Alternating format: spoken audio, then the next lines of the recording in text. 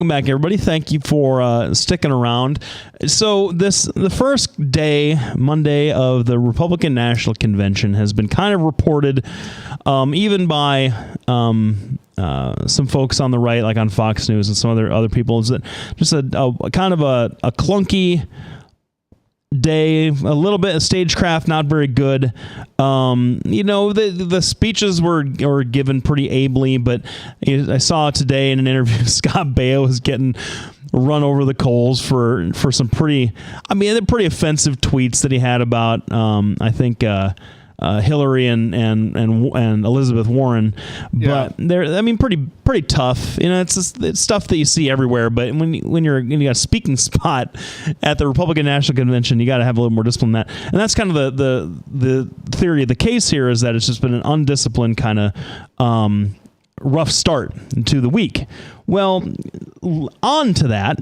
Speaking of a panel on MSNBC of all things, you had Steve King. Everybody knows that I grew up in Northwest Iowa, from Steve King country. I was already gone. I'd moved away by the time he got elected the first time out there in the Sioux City area. But you had Steve King, who was already getting a little bit of guff for that picture where he's got the Confederate battle flag on his desk. A guy that was born and raised in Storm Lake, Iowa, and as far as I know, doesn't have any Confederate Southern roots or history or heritage of any kind whatsoever. Been a Northwest Iowa boy his entire life.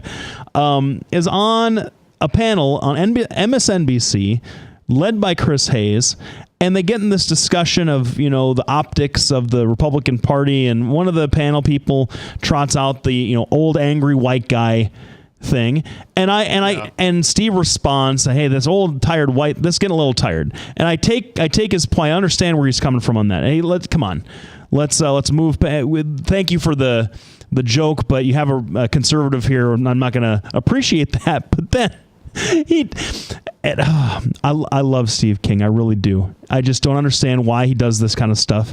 When he's on the radio here in Iowa, he sounds really smart. He knows what he's talking about. He can talk corn policy and the farm markets better than anybody else I ever heard. And he says, "Well, seriously, one of these subgroups contributed." And they said, "What are you talking about?" Well, what other subgroups other than Western European culture have contributed more to civilization? And one of the guests goes, "You mean are you talking about white people?" and he didn't clarify if he was talking about white people. He didn't say white people. He said, "No, Western and Eastern European civilization populated by white people." He was saying that the civilization that kind of was the historical progenitor of the United States of America has done more for civilization than any of these subgroups that we're talking about, who in context are not old white people. And boy, the internet he didn't say old white people. He didn't even say white people. He said, what he said was this thing about old white people is getting tired. Yeah, that's true. What subgroups, meaning subgroups who aren't old white people, have contributed more to civilization than them? And they said, "You mean contributed more than white people?" He said, "No, contributed more than Western and Eastern European civilization, which throughout history has been mainly white people." So you read between the lines there. And so, well, I mean, come on, man. And some of the joking trolling that I did all day was, you forgot about the guys that invented, writing, the Chinese, or math, the Arabs. I thought the Indians discovered that with Sanskrit. Well, yeah, but the Chinese and the Indians were the first to start to write down language that way. The Mesopotamians were the first ones to form into cities. The Egyptians and the Phoenicians invented the alphabet. I mean, so you had all the things that made while the Western Europeans were killing each other, you had the ancient Persians, the Iraqis, and the Chinese inventing how money works.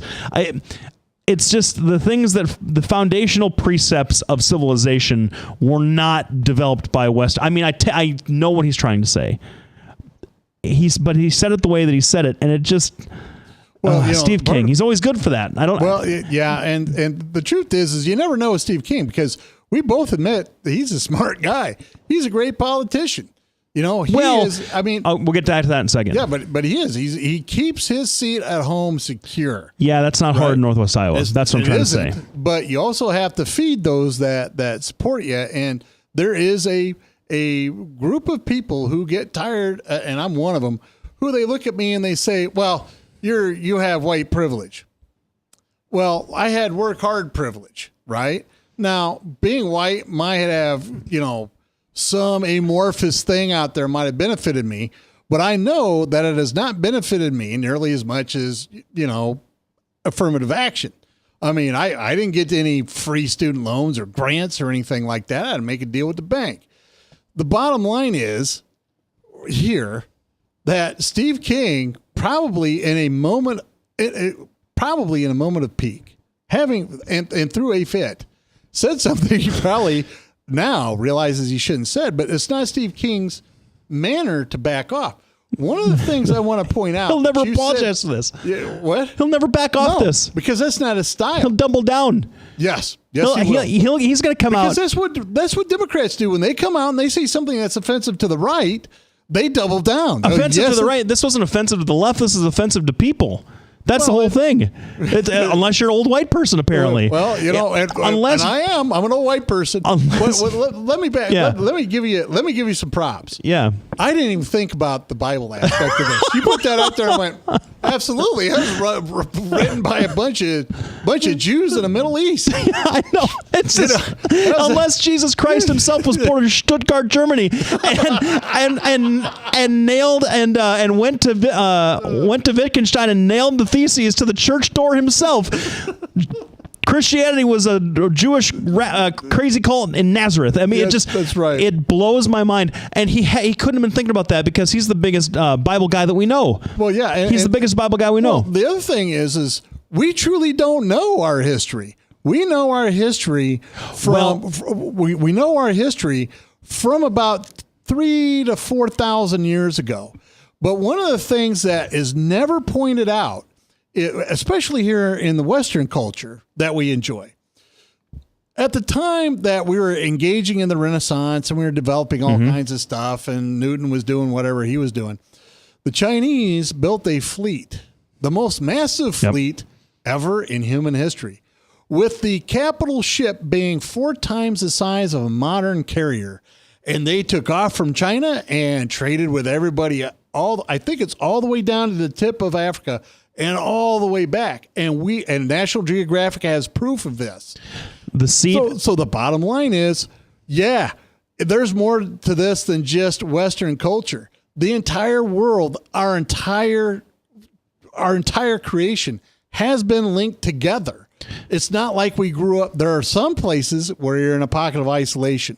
But if you're anywhere near the equator, there's a reason we had the Silk Road. There's a reason we're finding Chinese anchors off the coast of California. Yep. And we don't know. There is a temple called Göbekli Tepe in the middle of Turkey, not too far from the Syrian border. I think it's either 12 or 13,000 years old. Has all kinds of ruins that we don't know what is going on. We don't know our history. We don't know how this goes. Now, I know I kind of went off on a rant. When we get back, we're going to let Lefty have his say because I kind of talked over him a little bit. Thanks, everybody, for tuning in. We couldn't do what we do without you. We want to thank all of our sponsors. Des Moines Anesthesia at 515-574-6442. Hale Capital at Des Moines Interest Rates, the Venus Law Firm, and Petrosian Associates. We're going to be